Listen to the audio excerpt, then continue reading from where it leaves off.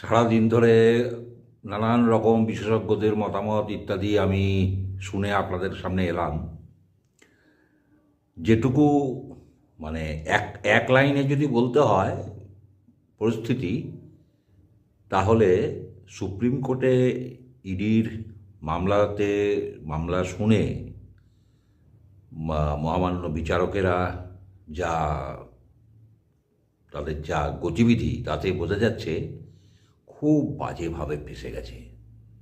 দিদি খুব বাজেভাবে ফেঁসে গেছে। তার সঙ্গে ফেঁসেছে ডিজি, এসপি আর দক্ষিণ কলকাতার এসপি। খুব বাজেভাবে ফেঁসেছে। এর কোনো বেরোনোর আর কোনো রাস্তা নেই।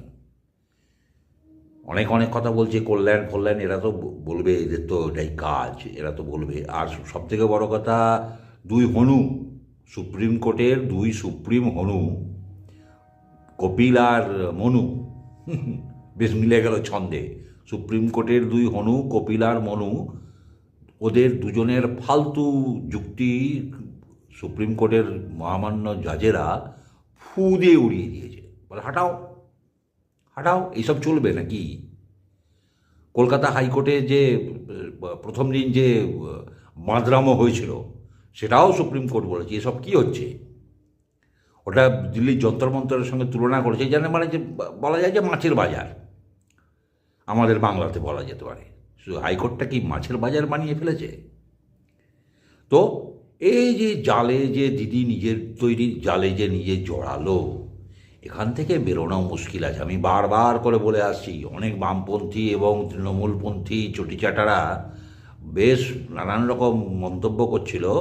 তারা কিন্তু জেনে রাখুন, বিশাল ভালো এ থেকে বেরোনোর আর রাস্তা নেই।